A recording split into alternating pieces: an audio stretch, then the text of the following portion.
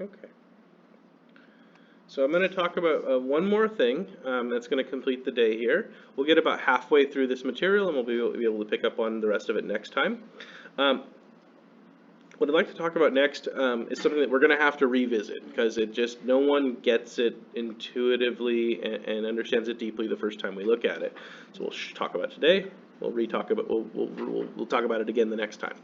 So we have to be able to graph the response from the body based on the bioelectric response based on increasing doses of radiation. We have to say, if you get X amount of radiation, this happens. If you get 2X amount of radiation, then this much happens, right? And so on. So graphs of the degree of biologic response to increasing doses of radiation. The response can either be you get X amount of radiation to a population and this disease picks up in quantity, right? So the number of cases within a population. Or we can use the graphs to talk about if you give an individual organism X amount of radiation, right? What happens to it, right? And if you double that, then what happens? Okay, so this is dose of radiation, and then there's a response to that dose. So it's going to be it's going to be put on a Cartesian graph, the graphs you guys are used to in math class, where you have an x and a y-axis. Okay, so these are just cartoon drawings, right, of the three different broad categories or characteristics of that these response curves will take. So you got to work on practicing these, please, okay, because we're going to need to definitely understand this stuff. These will appear on state board exams. These will appear on all of our school exams. The response from the body can either be linear, response from the body or response from populations. Remember, we can talk about it either way. But the response to radiation can either be linear or nonlinear. That's the first thing. What would it mean for a radiation response to be linear?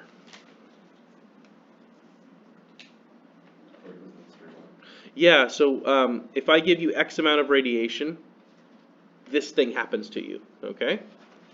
Right? So if I give you radiation X, thing Y happens to you, okay? If I give you 2X amount of radiation, then what's the response? If the response was Y, right, the letter Y, okay? If I give you 2X radiation, what's the response in Y? 2Y, 2 times Y, right? A linear response is I double something and the response doubles. And I double it again and the response doubles again, okay? A nonlinear response is I give you X amount of radiation and thing Y happens, okay? If I give you 2X amount of radiation, you don't get a 2 times Y response, you might get a 4 times Y response or a 16 times Y response.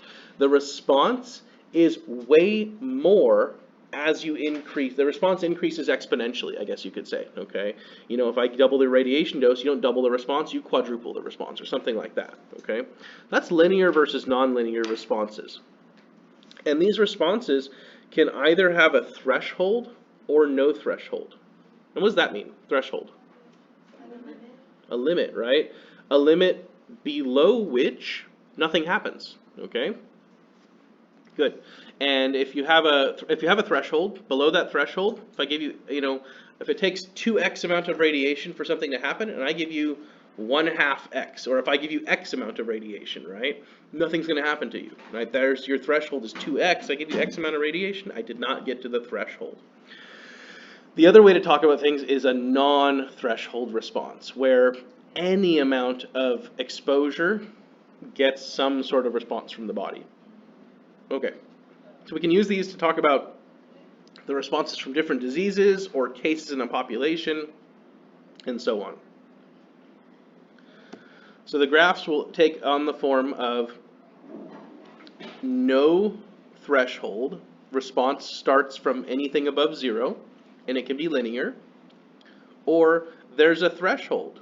For example, if you notice on this one, they're saying that, for the record, the X horizontal axis is dose, from 0 all the way to, in this case, 150, and the dose is listed in a unit called rads, okay? For those of us who have gone through it, how does rad convert to grays? 1 to 1. No, not 1 to 1. Rads to grays, 100 to 1. 1 gray is 100 rads. Okay, but whatever.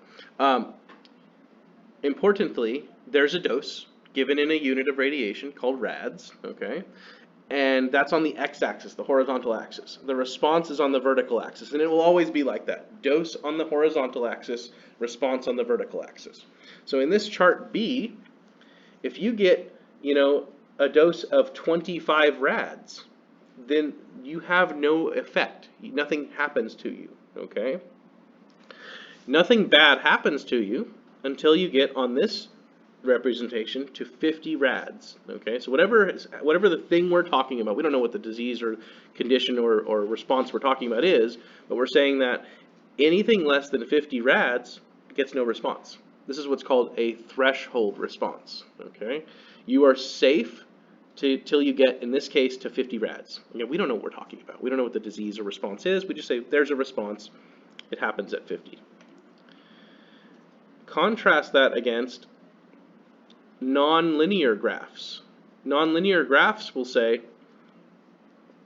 if you look at the one that starts at 50 rads, okay, nothing happens to you until you get 50 rads of exposure, right? Whatever the condition is, whatever the response is, it doesn't happen until 50 rads of exposure, okay? 50 rads is a half of a gray, okay? So 500 milligray, which is, to put that into perspective, 10 times your yearly dose, okay? Your yearly dose is 50 millisievert, 50 milligray. 500 is 10 times that. But nothing happens until you get 50 rads, okay? But then all of a sudden, you get a little bit more than 50 rads, and your dose just goes through the roof, or excuse me, your response just goes through the roof, okay? You die, right? Something terrible happens, right? And so in that way, the responses to radiation can be linear or nonlinear, threshold or non-threshold, and any version of those two different things.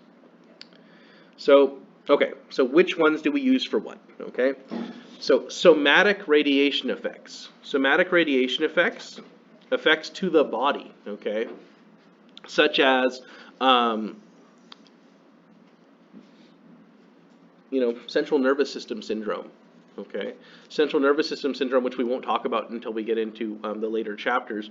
That's going to happen when you get like 6 or 7 grays worth of exposure. 50, 60 times what you would get in, what you could in principle get in a year. If you get that all at once, then you have what's called central nervous system syndrome, and your body shuts down, okay? But notice I said it took 6 to 7 grays for that to happen, okay? That means on the graph, when we would chart it, on your graph starting at 0, going all the way to, however many grays of exposure, nothing's going to happen to you until we get to the 6 or 7 grays, if you're talking about this type of damage, central nervous system syndrome. Somatic radiation, damage to the body, somatic radiation, follows a sigmoidal or S-shaped, otherwise called a nonlinear curve, okay? And most somatic radiation has a threshold, okay? So radiation damage to the body has a threshold. If you don't get to the threshold, then the thing that we're talking about happening doesn't happen, okay? If you want to talk about central nervous system syndrome, the worst kind of radiation damage, CNS syndrome, you can't make it happen with less than the right amount of radiation without hitting the threshold. So on your graph, you'll have a threshold. Once you reach that threshold, any dose beyond that gets you a response. Something bad happens, okay? But again, if I go to, this starts at 50, the unit now is in milligrays, okay? So starting at 50 milligrays, some response happens, okay? Go to 100 milligrays, and you've doubled the dose, but the response has not doubled. The response has increased significantly, indicated by the nonlinear curve of the graph. You increase my dose a little more, and I'm getting more of a response, but it's not happening as quick anymore. Okay, the graph stops curving straight upward and begins to level out. It begins to shoulder off. Okay, and then I get to a point somewhere around here, which on this is about 125 milligray. Somewhere around there, I get 100% response. Okay, you can increase my dose all you want from there on, and I can't get any more dead. Okay, so I died here, right? 100% response. Let's say the response is death. Okay, central nervous system syndrome causing death. You get me to here, I can't die any more than being dead. So you increase my dose, and I just stay dead. Okay, you can't get more dead than dead. You know, and you can talk about that for any type of radiation response. It gets to a maximum. You get a sunburn, right? How long does it take you out in the sun to get a sunburn? Ballpark. Like, is anybody getting a sunburn in 10 minutes? Probably not. Hour? Depends on the, right. So I said ballpark. Hour, 2 hours, something like that, right? Direct sun exposure, hour or two, okay? You start your sunburn, let's say an hour in, right? An hour in, you got a little bit of a sunburn. 2 hours in, you got a pretty severe sunburn, right? 3 hours in, your sunburn is not 3 times as bad, it's 9 times as bad, let's say, right? At a certain point, though, you can increase exposure all you want, and you're just not going to get any more sunburned. You're going to get as sunburnt as you can get. Your skin will be as damaged as it can be for that period of time, right? Blisters on your skin, the whole works, right? You have the worst possible sunburn. On the graph, it would look like no sunburn until a certain amount of time in the sun.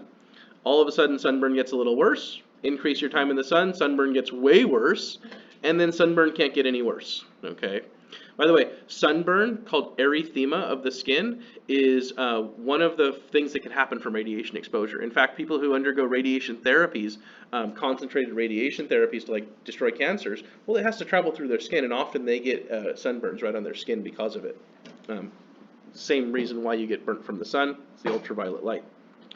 But in any case, like, so that hopefully should give you some sort of an idea of what we're talking about here. You know, a sunburn is somatic damage, and a sunburn has a threshold. 10 minutes won't do it, right? You need an hour, something like that. And 2 hours makes it that much worse, and 3 hours it makes it that much worse, and you get to a point where sunburn is done. You can't get any more sunburned. Okay, so that indicates that there is a limit to the amount of response that any condition can give. Okay. So somatic damage, quantifiable, you get this much dose, we know this happens. That has a threshold, okay? You know, we know, because we could do an experiment right now and go out in the sun and track all of us out in the sun and go, how much time did it take you to get a sunburn, okay? So we know about somatic damage. We can calculate it, we can say you get this much radiation exposure, this much damage happens to you, okay? That's a way to, that's the nonlinear threshold graphs. We say you have a threshold. Now, 1 in 3 people gets cancer. 30% of all people get cancer, okay? If you got a X-ray procedure done today and you get cancer in 10 years, okay? Could we say for sure if your cancer came from your X-ray procedure? No, right? What can we say then? We can say the cancer came from somewhere, right? We can say that every time you get an X-ray procedure done, it increases the likelihood of something happening, but we can never say that this procedure made it happen, okay? So for that reason, cancers, genetic effects of radiation, the genetic effects would be like you handed down a mutation to your offspring. All of those have no threshold because we can't say this caused that. There's no cause and effect, a direct cause and effect here, right? You know, you spend 1 day out in the sun, that might be the day that gives you cancer, skin cancer 30 years from now, right? But it also might not, right? But we do know if you spend more time in the sun than the average person, your risk of skin cancer is higher than the people who spend less time out in the ultraviolet sunlight, okay? So we say things like, we know there is no safe amount of exposure in the sun, okay? The sun is sometimes good for us, sometimes bad. We'll say the same thing for the x-ray room, okay? There is no safe amount of x-rays because any amount of x-rays could be the thing that gave somebody cancer 30 years from now. We don't know. All we know is that it can happen. Okay, we know that x-rays can ionize the body, can damage the tissue, and more exposure to it increases the likelihood of some kind of harm. Okay, so for example, on this graph, starting at 0, you get no radiation exposure. Fantastic. Then you don't have any response. Okay, but no one gets no radiation exposure, right? So more often, so let me give it like this. No radiation exposure, no response, okay? But you get a little bit of radiation exposure, and in a population of people, if you gave all those people some amount of radiation, in this case, this should be milligray, because 25 gray would kill you, 25 milligray, then give everybody in a population 25 milligray, 3% of those people will develop cancer, okay? You give everybody in a population 100 milligray, and we'll say 15% of those people develop cancer. Okay, so give 100 people 100 milligray, 15 of them develop cancer. 15 of those people develop cancer sometime in their life because of that. But talk about cancer, for example. I said already 1/3 of people get cancer. So cancer already exists, right? So a graph like this might be more accurate. With no radiation exposure, this is not exactly the number I'm giving you, but let's roll with it. With no radiation exposure, starting at 0, 6% of the population are already developing, I don't know what this is talking about, it could be anything, but 6% of the population are already developing this kind of cancer, okay? So starting with no dose, somebody's getting cancer already, okay? And as you increase in dose, more people get cancer, okay? But notice, it's already occurring in the population. All you're doing is increasing it with increasing radiation dose. This is a linear graph with no threshold, but with an already present response because something is already happening, such as genetic defects or cancer. Oh, here we go. Sorry, I wasn't reading ahead. So this one is 6%. I should have known that, 6%. 6% background of birth defects. And that's a number I do know, actually. 6% of all births have a congenital defect. Okay, 6 out of 100 babies have some congenital defect. An extra toe, heart put on the wrong side of the body, stuff like that. Okay, some defect, cleft palate. That's already present. Okay.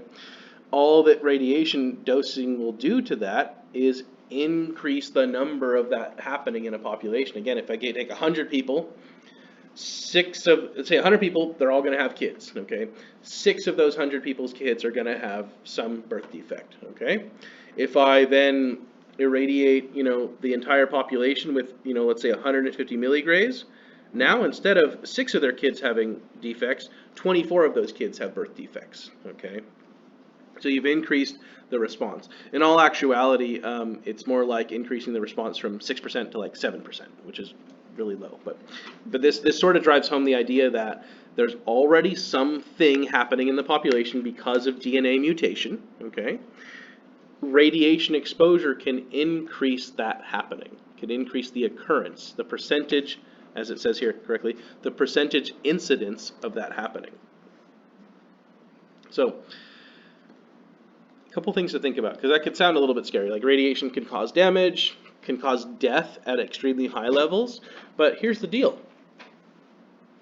Our main concern at diagnostic radiology levels is not for somatic damage. It's not for damage that's going to happen right now, okay? Our main concern is for genetic, so mutations handed down to your children, and carcinogenic effects to the general population. Those follow a linear non-threshold graph. They start at anything above 0, okay, and the percentage incidence goes up as dose goes up to a population. Remember that medical x-rays account for 51% of all of the radiation that somebody gets in a year. Half of all the radiation that people get in a year comes from medical x-rays. And so if we can keep the level of medical x-rays low, we can keep the background level of cancer and genetic effects as low as it is currently, okay, and keep it from going higher, That's the idea. If everyone if every X-ray tech decided they were going to start overexposing patients, right, over the whole world, we all conspired to do that, then you would see over the entire population of any population, the level of genetic defects going up, the level of cancers going up, because medical X-rays account for over half of all the radiation that people get in a year. So this curve, let's go back here real quickly.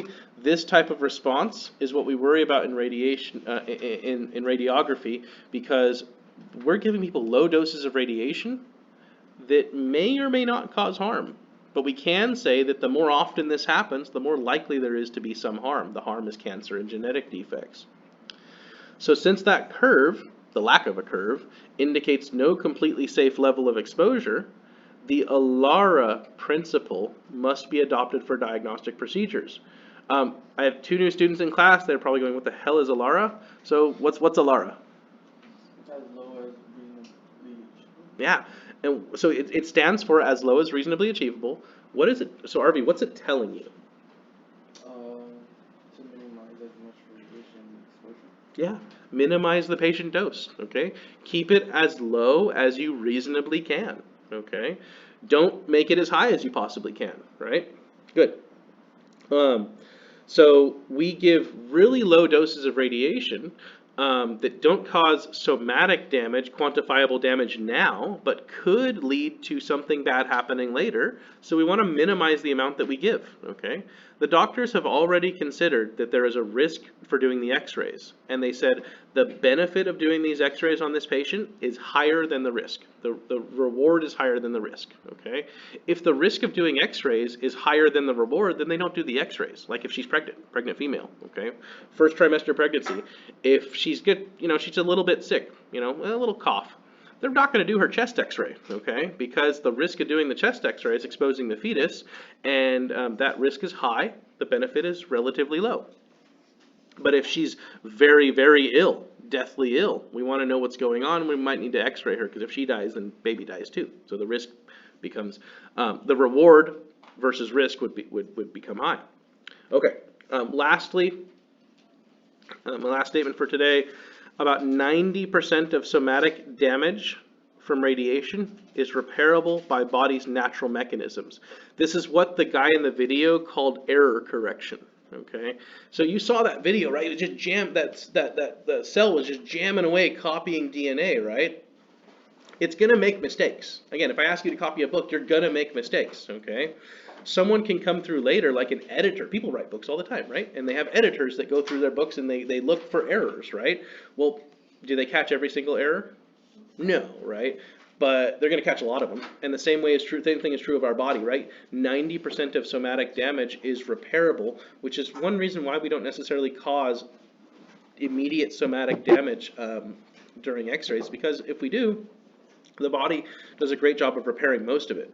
That 1 out of 10 things going wrong does stay wrong, but usually the cells die if that happens. And if the cell doesn't die, then it can contribute to being a cancerous cell potentially. But it's an extremely small percentage of the overall total amount of cells that could be damaged. All right.